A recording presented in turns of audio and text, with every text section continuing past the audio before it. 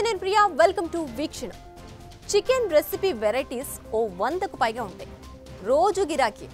గుడ్లైనా, chicken అయినా, street food, home food, ఇలా రోజు చికెన్ లేనిదే చాలా మందికి ముద్ద కూడా దిగదు. అయితే ఇప్పుడు బర్డ్ ఫ్లూతో పౌల్ట్రీ ఫామ్లలో కోళ్లన్నీ చనిపోతున్నాయి.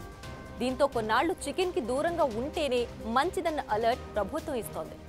అయితే ప్రాపర్గా కుక్ చేసి వండితే పర్వాలేదు, కానీ హాఫ్ బాయిల్డ్ చేస్తేనే సమస్యలు. మరి మనుషులకు ఈ బర్డ్ ఫ్లూ సోకుతుందా? గ్రౌండ్ సిచ్యువేషన్ ఏంటి?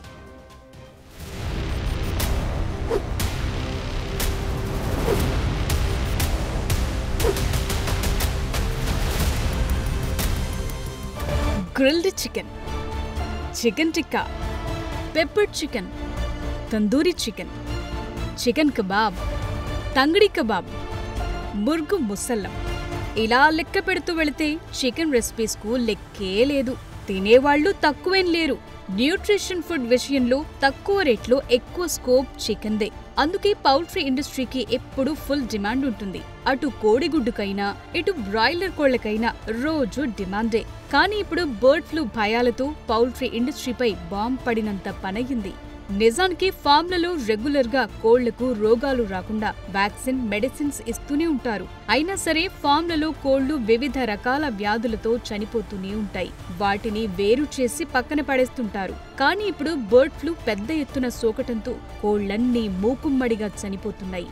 పదుల సంఖ్యలో కాదు, వందలు, వేల సంఖ్యలో మృత్యువాత పడుతున్నాయి.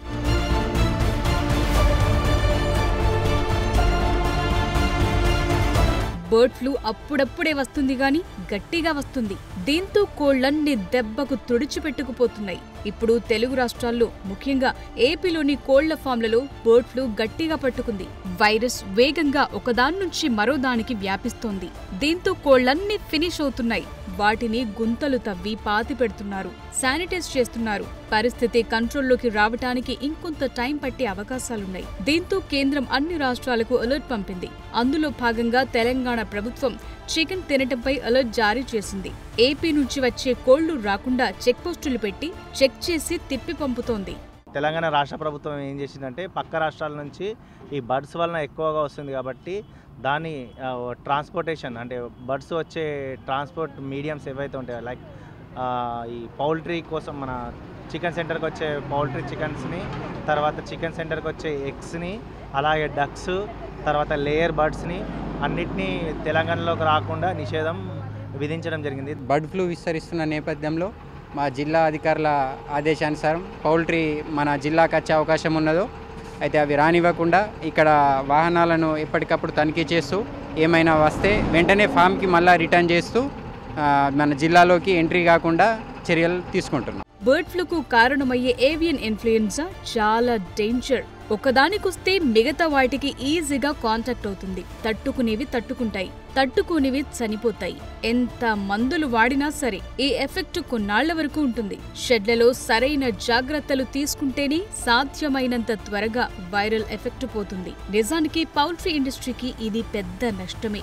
ఈ ఫ్లూ మనుషులకు సోకకుండా జాగ్రత్తలు తీసుకోవాలన్న అలర్ట్ పెరుగుతోంది. ఎందుకంటే ఈ వైరస్ మనుషులకు సోకటం అరుదే అయినా ఛాన్స్ ఎందుకు తీసుకోవటం అన్న ఆలోచనతో అలర్ట్ గా ఉంచుతున్నారు. కోళ్ల ఫారాల్లో కేవలం అందులో వర్కర్స్ కొందరిని పరిమితం చేస్తున్నారు. బయట నుంచి వచ్చే వాళ్లను రానివ్వటం లేదు.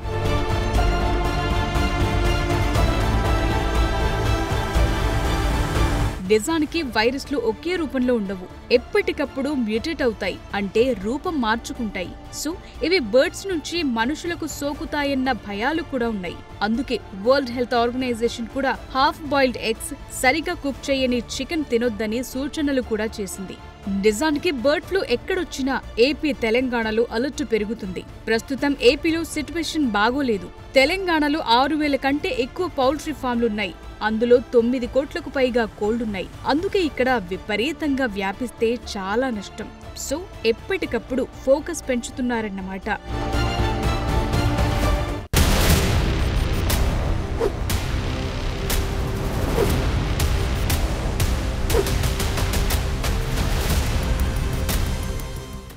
బర్డ్ ఫ్లూ మార్కెట్ ఏపీలో చాలానే ఉంది. ఇప్పుడు ఎఫెక్ట్ కూడా అక్కడే ఎక్కువగా కనిపిస్తోంది. అందుకే షెడ్లన్నీ వెలవెలబోతున్నాయి. శానిటేషన్ చర్యలను పెంచారు. కోళ్ల ఫారాల వైపు ఎవ్వరిని వెళ్లనివ్వడం లేదు. దీన్ని సాధ్యమైనంత త్వరగా కంట్రోల్ చేయకపోతే ఇంకా నష్టాలు పెరిగే ప్రమాదం కనిపిస్తోంది. ముఖ్యంగా ఈ bird flu avian influenza virus మనుషులకి రాకుండా చర్యలైతే తీసుకుంటున్నారు.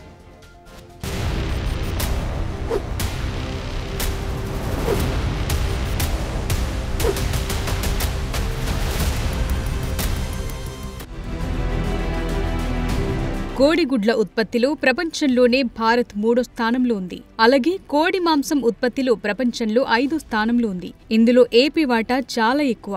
4 కోట్ల బ్రాయిలర్స్, 4 కోట్ల లేయర్ కోళ్లు. ఓవరాల్ గా ఏపీ పౌల్ట్రీ ఫామ్లలో 8 కోట్ల బర్డ్స్ యావరేజ్ గా మెయింటైన్ అవుతుంటాయి. ఇండియాలో బ్రాయిలర్ మార్కెట్ షేర్లు ఏపీకి పెద్ద వాటానే ఉంటుంది. అయితే ఇప్పుడు బర్డ్ ఫ్లూ ఎఫెక్ట్ తో భయాలు పెరిగాయి. ప్రొడక్షన్ పై ఎఫెక్ట్ పడింది. కొత్త బ్యాచ్ చిక్స్ వేయటానికి టైం పట్టేలా కనిపిస్తోంది. సప్లై డిమాండ్ మధ్య గ్యాప్ పెరుగుతోంది. ప్రస్తుతం ప్రపంచవ్యాప్తంగా బర్డ్ ఫ్లూ ఆందోళనలున్నాయి. 2021 నుంచి ఇప్పటిదాకా 28 మంది పౌల్ట్రీ కార్మికులు వైరస్ బారిన పడ్డారన్న లెక్కలున్నాయి. ఏపీ, తెలంగాణలో ఎందుకింత అలర్ట్ పెంచారన్న పాయింట్ తెరపైకొస్తోంది. అయితే ఒక స్టడీ ప్రకారం వైరస్ మార్పులకు లోనై జంతువుల నుంచి మనుషులకు, అలా మనుషుల మధ్య వ్యాపిస్తే ప్రమాదం పెరుగుతుందన్న ముందు జాగ్రత్తలతో ఐసోలేషన్ పై కఠినంగా ఉంటున్నారు. యుఎస్ లో ఎలాంటి జాగ్రత్తలైతే తీసుకుంటారో ఇక్కడ కూడా అలాంటి పద్ధతులే ఫాలో అవుతున్నారు. ఈ మార్టాలిటీస్ అవి రికార్డ్ అవుతున్నాయి కాబట్టి ఇక్కడ doctors, local doctors samples collect చేసి మరి హై సెక్యూరిటీ ల్యాబ్ భోపాల్కి పంపించడం జరిగింది. మనం 7 తారీఖుల్లో అది మరి పాజిటివ్గా డిక్లేర్ చేయడం వల్ల మరి అప్పటి నుంచి కూడా మరి గవర్నమెంట్ రెగ్యులేషన్స్ ప్రకారం తీసుకోవాల్సిన జాగ్రత్తలు మరి ఇవన్నీ కూడా తీసుకోవడం జరుగుతుంది. దాంట్లో భాగంగా ఏంటంటే మరి కల్లింగ్ ఏదైతే చనిపోయినాయి ఈ బతికున్నటన్నింటినీ కూడా ప్రాపర్గా కల్ చేయాలి. తర్వాత డిసీజ్ అనేది మళ్ళీ వేరే ఫార్మ్స్కి స్ప్రెడ్ అవ్వకుండా. సో ఆ ప్రాపర్ డిస్పోజబుల్ మెథడ్స్లో ఏంటంటే వాళ్ళు ఇక్కడ పిట్ బరీ చేయడం అనేది చేస్తున్నాము. 2015లో వచ్చిన బర్డ్ ఫ్లూ చాలా ఎఫెక్ట్ చూపించింది. అప్పుడు తెలంగాణలో 1,00,000కు పైగా కోళ్లు మృత్యువాత పడ్డాయి. దాంతో అప్పటి నుంచి బర్డ్ ఫ్లూ సహా ఎలాంటి ఇతర రోగాలు కోళ్లకొచ్చినా విజిలెంట్ గా ఉంటున్నాయి రాష్ట్ర ప్రభుత్వాలు. పెద్ద ఎత్తున జనం తినేది కాబట్టి ఎప్పటికప్పుడు ఫోకస్ పెంచుతూ వస్తున్నారు. ఇప్పుడు కూడా బర్డ్ ఫ్లూ కేసులు బయటపడటంతో అప్రమత్తంగా ఉంటున్నారు. అటు పౌల్ట్రీ రైతులు, ఇటు జనాల డౌట్ల కోసం ప్రత్యేక కాల్ సెంటర్ కూడా పెట్టారు. ఈ ఏవియన్ ఇన్ఫ్లుయెంజా వైరస్ కోళ్ల నుంచి మనుషులకు వ్యాపించకుండా ఇదంతా ముందు జాగ్రత్త చర్యలే. ఇప్పుడు దాకా ఏంటంటే మనకి బర్డ్స్ నుంచి మనుషులకి ఎక్కడ సోకినట్టు కానీ ట్రాన్స్మిషన్ అయినట్టు కానీ ఎక్కడ ఇది లేదు. అయినా కానీ మనకి వితిన్ 1 కిలోమీటర్ ఏరియాని యాక్టివ్ ఏరియా కిందకి 1 to 10 కిలోమీటర్స్ సర్వేలెన్స్ ఏరియా కింద పెట్టుకొని ఇక్కడ ఎవరైతే ఉన్నారో మనకి దగ్గర ఇక్కడ 230 కుటుంబాలు ఉన్నాయి. 2,500 మంది పాపులేషన్ ఉన్నారు అటు ఇటుగా. వీళ్ళందరికీ కూడా యాక్టివ్ సర్వేలెన్స్ చేస్తున్నాము.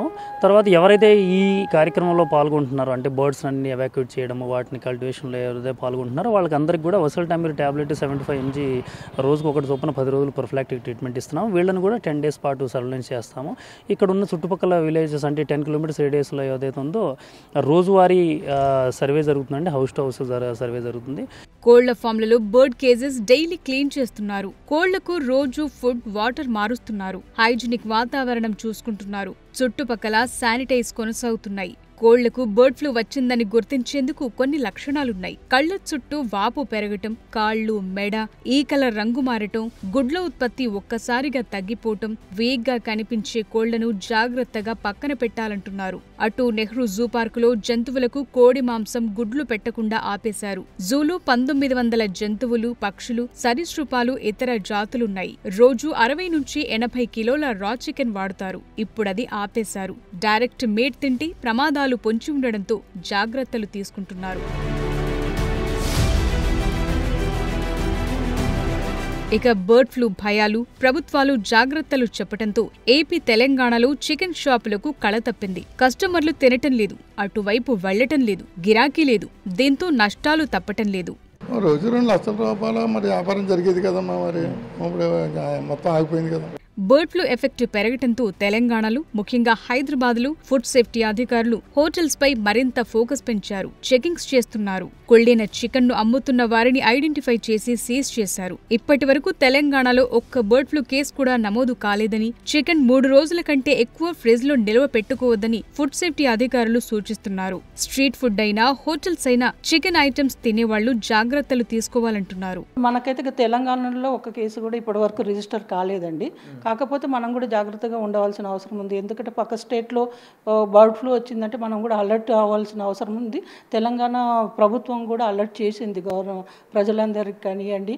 ఇప్పుడు మనకు ఎక్కడైతే బార్డర్లో వస్తున్నాయో వాటిని కూడా మనం ఆపేస్తున్నాము.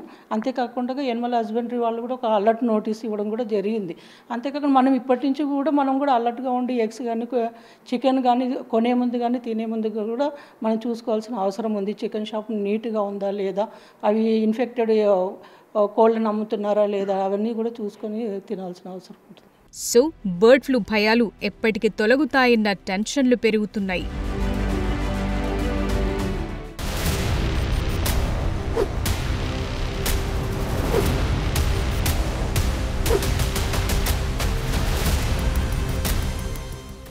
బర్డ్ ఫ్లూ కోళ్ల వరకైతే పరిమితమైతే ఓకే, కానీ మనుషులకు కూడా వ్యాపించడం మొదలు పెడితేనే అసలు సమస్యలు. అందుకే ఈ మహమ్మారిని కోళ్ల ఫామ్ దాటకుండానే అంతం చేసే పనిలో అయితే ఉన్నారు. పౌల్ట్రీ ఇండస్ట్రీ, ఇటు చికెన్ ప్రియులకు త్వరలోనే మంచి రోజులు వస్తాయని అంటున్నారు. For more videos like this, subscribe Big TV channel.